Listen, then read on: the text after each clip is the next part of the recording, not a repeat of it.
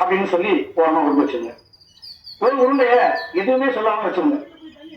3 நாள் பாருங்க.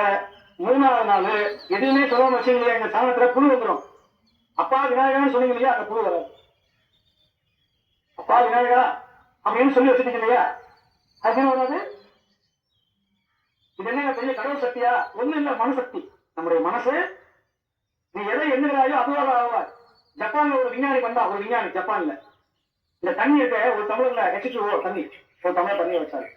இந்த பக்கம் ஒரு டம்ளர் தண்ணி, 2 டம்ளர் வச்சுட்டு இதை எடுத்து கையில மூடி நல்ல எண்ணம்லாம் சொல்லி ஏதாவது மந்திரம் சொல்லி, நமஸ்கார மந்திரமோ நாராயண மந்திரமோ சொல்லி அது உரம் வச்சு இந்த தண்ணியை எடுத்து கெட்ட எண்ணம்லாம் நினைச்சு எல்லாரும் அழிஞ்சு போகணும், எல்லாரும் ஒழிஞ்சு போகணும், நான் மட்டும் தான் நல்லா இருக்கணும், எல்லாம் நாசமா போகணும் அப்படின்னு சொல்லிட்டு இதை லேப்ல கொண்டு போய் இந்த தண்ணியை டெஸ்ட் பண்ணாரு பாருங்க.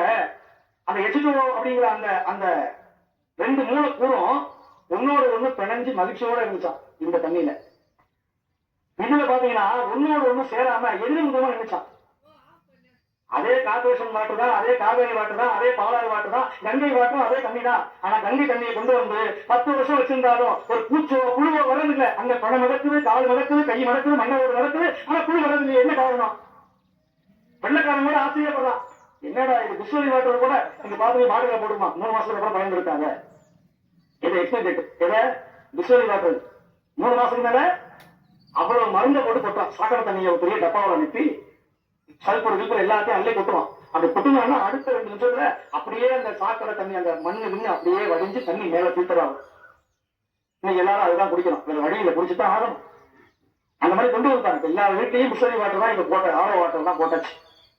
நம்ம உடம்புக்கு சத்து போயிட்டு. இது தண்ணி அரசியல். ஆமா, தண்ணி அரசியல். நாட்டே அதான் ஓடுது. நான் சொல்றது H2O, நீங்க வேற எதுவும் கிடைக்கக்கூடாது. ஏன்னா நாட்டுக்கு வருமானம் தர்றதே உங்களால்தான், பெரிய பெரிய குடும்பங்களால் தான் நாடு நல்லா இருக்கு.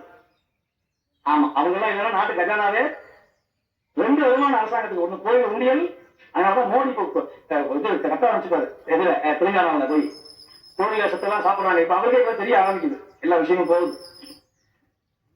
எனக்கு உண்மையாகவே நான் சொல்றேன், ஆதீனத்து கட்டுப்பாட்டுல கோயில் இருக்கணும். நீ கருப்பீஸ்வரர் கோயில் பெரிய ஒரு உதாரணம். இந்த கோயில் எவ்வளவு செம்மையா இருக்கு, எவ்வளவு சிறப்பா இருக்கு, காரணம் இங்க இருக்கிற நிர்வாகிகள் தான். அது காரணம். நீங்க எங்கேயாவது அர்ச்சனை செஞ்சு உண்டா, இந்த கோயில எங்கேயாவது திருப்பதி உண்டா, இன்னைக்கு சமய விழாக்கள் எவ்வளவு சிறப்பா எத்தனை ஆயிரம் செலவு பண்ணி எவ்வளவு பிரம்மாண்டமா இந்த கருப்பீஸ்வரர் கோயில் மாதிரி ஒரு கோயில் இந்த பகுதியில பார்க்கவே முடியாது. அவ்வளவு சிறப்பா இருக்கு. நான் மனம் விட்டு சொல்றேன், நான் சொல்ல விட மாட்டேன், தினமும் சொல்லிட்டு தான் இருப்பேன். நேற்று போல சொன்ன கேட்டுட்டீங்களே, அவர் சொல்றாரு வள்ளல் பெருமாள் சொன்னத சன்மார்க்க சங்கம் செய்யவே இல்லையோ, எங்க 4 அணி அந்த மன்றா சிறப்பா செய்யுது. தினந்தோறும் யார் வந்தாலும் சாப்பாடு போடுறாங்க. நிறைய வருமானம் வந்தா ஒரு 500 பேருக்கு போடுவாங்க. நிறைய நீங்களாம் நிறைய பணம் படைச்சவங்க எல்லாம் நிறைய கோடியா பணம் கொடுத்தீங்கன்னா பரவாயில்ல. குழந்தை இல்லாதவனும் சேர்த்து வைக்கிறான், வாரிசே இல்லாதவனும் சேர்த்து வைக்கிறான். யாருக்கு சேர்த்து வைக்க போற சொல்லுவாங்க, நல்ல வாங்கி சம்பாதிச்சு நேரம் வாங்கிக்கிறான் அப்படின்னு. நல்ல தர்மத்துக்காக செஞ்சு வைக்கல.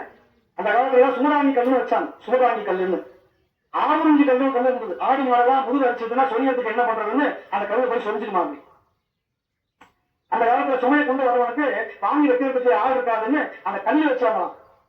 நீங்க மார்வாடியை சொல்றேன், திரும்ப சொல்றேன், நீங்க மகாராஷ்டிராவுக்கு போங்க, எல்லா பெரிய பங்களாவா இருக்கும், வாசல் ஒரு தொட்டி இருக்கும், அங்க தண்ணி வச்சிருப்பான். வர ஆடு மாடு எல்லாரும் சாப்பிட்டு போட்டு வச்சிருப்பான். பக்கத்திலேயே ஒரு டேப் வச்சிருப்பான், ஒரு குழா வச்சிருப்பான். முடியாதவங்க ஐஸ் வாட்டர் குடிச்சிட்டு போங்க அப்படிமா. இன்னமும் சொல்ல போனா அந்த மார்வாடி எனக்கு ஜெயின்ஸ் என்ன பண்ணுவாங்க தெரியுமா, வெய்ய காலத்துல அங்கங்க மோர் தானே செய்வான். ஆனா வைரத்தையும் காசையும் எண்ணி என்ன பண்ண தெரியுமா, இங்க போடுவான் அடியில. இந்த மகாலட்சுமி எங்க தங்கும்னா, எவன் மகாலட்சுமியை மதிக்கையோ விளக்க மாத்திரையே அடிப்பான். காசு தீபாவளிக்கு அடுத்த நாள் விளக்க மாத்திரை எடுத்து பணத்தை பழக்கி வச்சு மந்திரம் சொல்லி அடிப்பான். எங்க விட்டு போகக்கூடாது. நான் இங்கே இருக்கேன். நம்ம என்ன பண்ண, சாம்பிராணியை போட்டு பொட்டை வச்சு எல்லாம் பண்ணி தண்ணியில வச்சுட்டோம்னா அடுத்த நாளே எக்ஸ்ட்ரா பயந்து. நேற்றுதான் இந்த 2 பவுனுக்கு மோதல் வாங்கினா அடுத்த நாள் அவரை கடைக்கு போய் உட்காந்து வந்த நான் கையில வாங்கினேன், பையில போடல, காசு போன இடம் தெரியலங்கிற மாதிரி எங்க போச்சுன்னே தெரிய மாட்டேங்குது.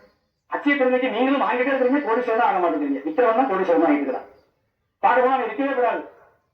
அச்சய பெருமை என்னைக்கு கண்டுக்க அப்ப அவங்களும் வாங்கணும், நாட்டை வாங்கணுமா இல்லையா?